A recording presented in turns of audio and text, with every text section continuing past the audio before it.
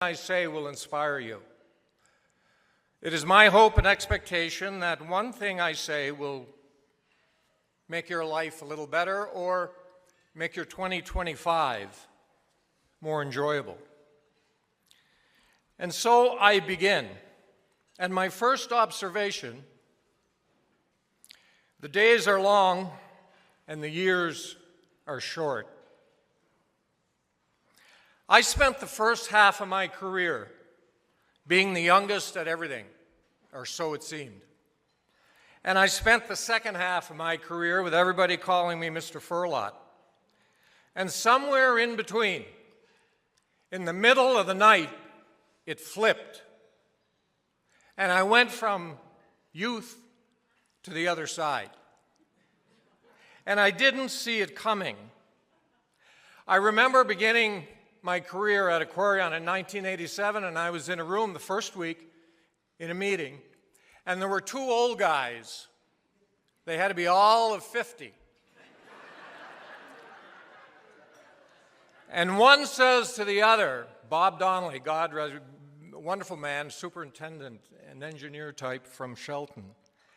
He says to his colleague, Walt, he says, "Walter, that's not that long ago.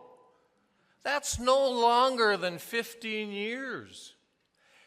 I was in my early 30s at the time. That was half of my lifetime. And this guy is saying 15 years wasn't very long, but as I stand before you tonight, 15 years ago was December 2009, was it not? Obama was president. Wasn't that last week? How perception changes as we get older. Time waits for no person, never has, and it's not going to wait for you. Mend that broken friendship, take that special trip, and savor life's small mercies. Research has shown that the happiest people are those that savor.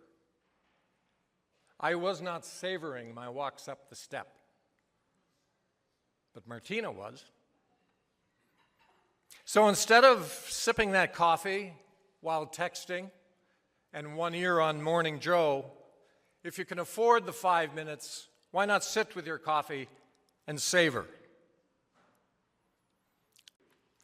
It was the middle of 2003, and my family and I returned from England, where we had lived for about 4 years.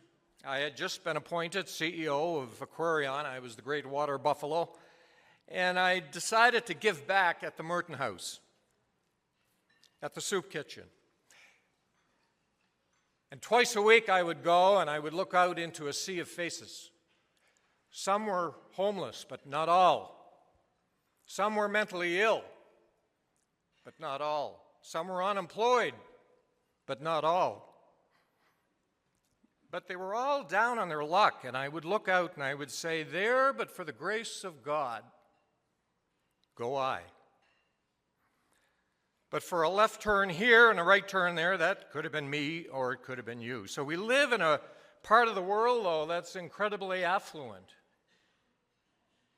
In Connecticut and in the U.S. But amidst this wealth, there's much poverty. His Holiness, the Dalai Lama, was asked what the answer was to the untold anxiety and stress in today's world. And you know what he said? Altruism. Do something for someone else, and it takes your mind off of you. Simon Sinek said, if you walk into a bookstore like Barnes & Noble, there's a large section for self-help. Where's the section for helping others? Hang out with matters.